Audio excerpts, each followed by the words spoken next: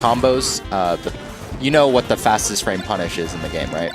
15? It's 10 frames. 10. So anything that is minus 10 is technically safe on block. And there's a few plus moves. Just make sure you're smart about it. And tech traps. Tekken is full of tech traps. Yeah. So yeah, I've been studying and learning like a madman. Yeah, but, it's a crazy fun game. But so we're gonna get right into it. We're gonna get Arsenals and Youngblood here on Smashville. Oh.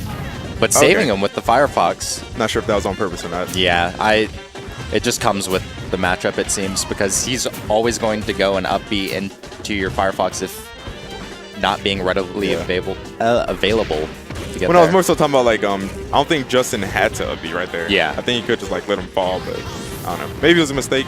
I don't think Justin's ever taken a homie stock, though. Yeah, actually, I think Arsenal's definitely one to play to win more than anything else. He's a winner for sure. He is at that, like... Ooh, that was really nice. That was a really clutch shine, and is that going to... Oh, no. I don't know what he was going for, just to fall through. You know, sometimes when you're just going too ham, your brain goes faster than your fingers, and you just kind of trip over yourself. Yeah. And things like that happen. Ooh, not working off that shine, just going to put him back into the shield and working off the pressure. All right, I think he really needs to start catching up to Youngblood's full hops, because anything else, his neutral seems extremely, extremely powerful, just with how much pressure he's laying onto the field with run-up shines, making sure that he change up his momentum with dash dances. He's doing a good job so far, just kind of like sticking to Youngblood, not letting him get his Falcon dash dance game going. Falcon likes the space, and he likes to choose when he wants to go in with the nairs. Justin's kind of been preventing that for the most part. Yeah. Oh, yeah, working off of the DI forward. This combo game has improved so much. Yeah, it's kind of relentless. It's actually a little absurd, to be completely honest with you. Because I was playing him in the Foxido. I'm trying to pick it up, and he was like, all right, if you want to learn, you're going to learn it the hard way. Yeah, exactly. Nice ledge cancel on that up B. Oh, okay. Man, this is what I really enjoy about PM players that will pick up a melee character. They do more with that character, whereas the most melee guys just stick to the melee things. They're just missing out on so many other little nuances they could be doing. But it's also just generally easier to control the character in this game. So it allows you to do more. Yeah. So a lot of the time you're going to see a lot of melee players just play it low and slow, and then make sure that they have, like, they're playing the solid fundies basically. And with like right there. Yeah, exactly. If you're going to play PM Fox, you can play extremely aggressive, even at the mid-level, something that we don't really see unless from, like, high-level melee players. Oh, wow. Probably doesn't need that stock, though. Yeah. If anything, 2 SDs doesn't really mean anything. Yeah, but all the Foxes here in DFW actually started off in this game playing Fox. So, I mean, even if you're a newbie, you could, as long as you're not, like, complete trash, you can actually just kind of hop in playing Fox. Sure, you might not be winning, getting into top 8 or whatever in your locals, but Fox is definitely a viable option at lower levels of PM. I completely agree, but that first game still looking out pretty devastating for Youngblood. Devastating, or I mean, Youngblood being on, I wouldn't even say like on the come up, because I feel like he's somewhat there. He's just kind of the wild card player put in bracket, because he has some really good names taken, but he has some really bad names that have like taken on him. So I don't know. Sometimes Youngblood has beaten Troy countless number of times. He's beaten, I think, Panacea. He's taken Azer to game 5. He's an oddball for sure. Yeah, it's, I don't know. He got 7th in Rivals of Aether, but he made the game. So he sucks. 7th and you made it? His platform fighter, I don't know, fundamentals is there. I think just having that full-time job, and I don't know.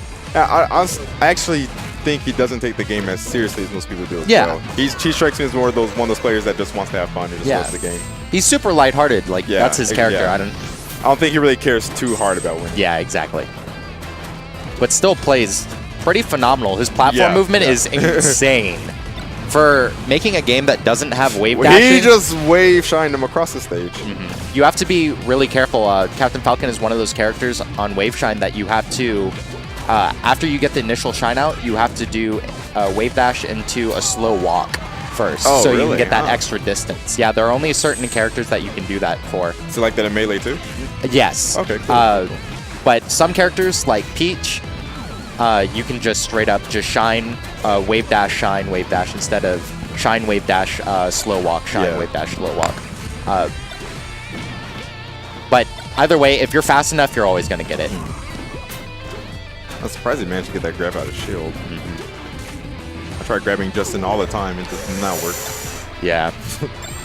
So I was talking to Apathy. He moved to UNT, I think it was like last week, because he's part of the UNT crew. I thought he was always now. there. No, he was in Apathy? Dallas. Yeah, Apathy. Oh, really? Yeah.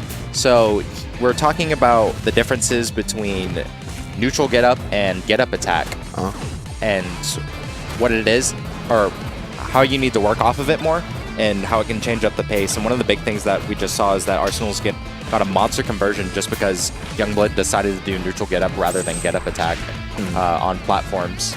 I feel like you're one of the players that works off the platforms a lot, and people like Arsenal's not really one to do get up attack on platform, just to like mix you up a lot of the time. They'll just do neutral get up and then you'll wave land on platform. He likes the shield and then shield drop. That's what he likes to go for. Ooh, going for the down smash. Good patience. Most people would just try to go for the up air conversion after seeing the up B hit. But he knew Falcon was going to fall fast enough to where he could get the tag. That was super smart. I feel like at the mid and high level, everyone looks for the roll in the corner. It just really depends on what part of the situation, or what part of the scramble situation is when you can use roll and get away with it. I feel like that's a segment of the game a lot of people don't really think about and like Theorycraft on is the scramble, or another term for it is micro situations. Yeah. Those could be some of the most valuable. Yeah, and I think that's one of the big things that your play really works off of is definitely the micro situations. Yeah, it's kind of strange to say, but I think my neutral is pretty poor for the character oh, wow. They both basically SD'd. But yeah, I feel like my neutral is not up to par. But sometimes, like, when I get hit and I get put into those micro situations, sometimes I'm relieved because I'm like, because I know I could do better in that micro situation than my opponent. It's super weird. I don't know how it works, but that's just how I can operate sometimes. I don't know. That's how I feel with, now that I've been playing Fox more, it's been helping my Marth in micro situations, learning how much more percent I can actually pull off of this rather than trying to win neutral. It's because you build up a lot of percent if you can win those like minor situations where you hit them with those like small normals. Ooh, going for that dash dance, but Arsenal's definitely not falling for it. Can just go straight for the drill and the shine. Oh, I didn't know MB had a logo. Just not seeing that. Yeah, it's I don't know. Who made the MB logo? Oh, really? Huh. That's my first time seeing it. Oh, that should be a slide. Yeah. Oh, no. Is Disaster technically still Mind Broke? Oh, yeah, that is true. Oh, great waveland to get out of the jab. I thought he was just going to get interrupted, but, you know, using the invincibility from the air dodge before you hit the ground. I feel like that's one of the big uses. Good reads. That was a very good option there.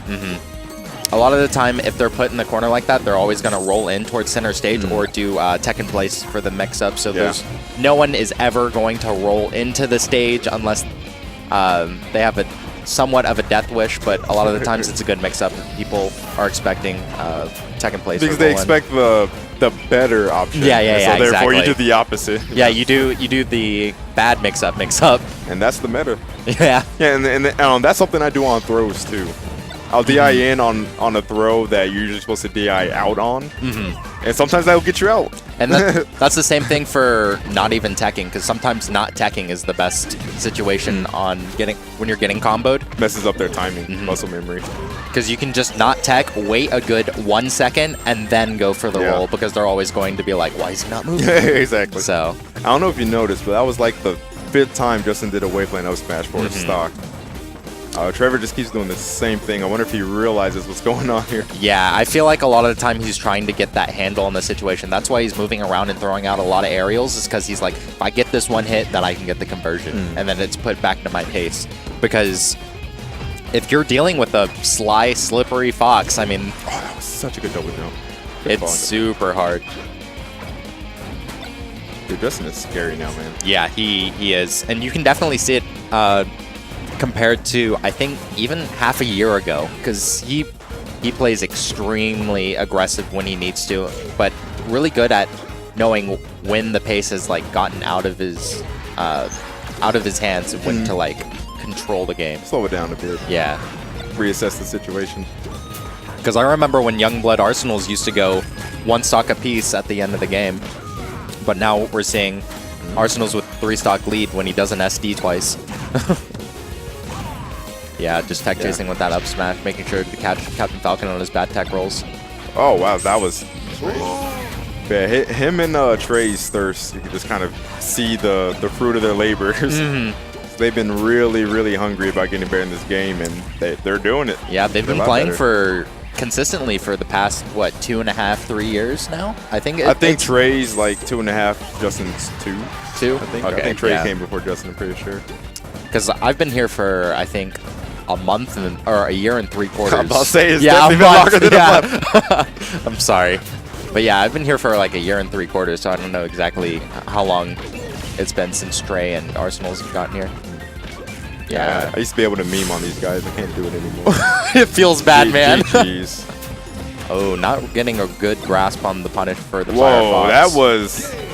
What was that? Yeah, it's because... Did he hold ASDI down, or...? I think he held down so he wasn't pushed out, but he was at such a high percent it pushed him far enough, and then he fast fell off of the stage. Huh. So... That was the that's my wonkiest guess. shine I've ever seen in my life. Yeah, pretty ridiculous. Weird. But Youngblood was at like 160 something. Yeah. Oh, I forgot they have a knockback curve for it now, yeah. Because it grows as the percent goes on. I think I need to Which makes Fox unviable. They killed him. Mid-tier. I think I need to be switched out for commentary. I need to play against Panacea. Need to learn the Marth ZSS matchup as it goes. All right, but I'm going to be switched in by American Bowser, Jake Long. I don't want to commentate with Jake this guy. Land, not Jake Long. Goodness. As long as you have the initials.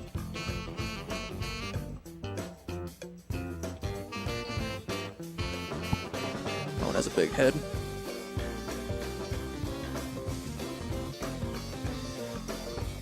Hello, Shokyo. Hello, sir. How are you? Jason's an idiot. He is. I hate Jason. So angry. Why do I team with him? Why did he go for that grab? Apparently he does it all the time to Julian at UNT. Like, that upset the mess out of me. And I was teaming with him. It upset me. It upset me. It upset me the way he got that grab. So if you guys don't know what we're referencing, if you didn't see it on stream, God. Jake did it down B as Bowser, and Birdman stood there and just grab armored it. Like, he just grab armored the He took down all B. like 25% that it does and just threw me And off stage. in a I was upset. 1v1 last stock situation, like, why would you even try to go for something that risky if you know it He's can a work? dingus, Like, dude. freaking Jason, man. That guy is something else. I thought I was like, man, I could do this on this stage. I usually do pretty okay with him against. Once he got that FOD. grab on, you were just like, it's over. I was, and then I spent the next like 10 seconds up being the stage while he hit me in various directions. You going to the Austin 1K? I'm not going to the 1K. I'm going to the. Take that. Yeah. Because that is the crew battle. I may go to the 1K, but going to take that 100 for sure. Did we confirm our roster for that? I think it's like me, you, Trey, We're supposed to Luck. like tell them our crew, right? Because I saw them. They had like did that picture of like Beaumont's team or whatever. Isn't Beaumont in Houston or like right outside of Houston? Beaumont, Texas. I'm not sure. I didn't know they had a scene. Yeah, I didn't know either until he posted that picture. I was like, oh, this is a thing. I think we're gonna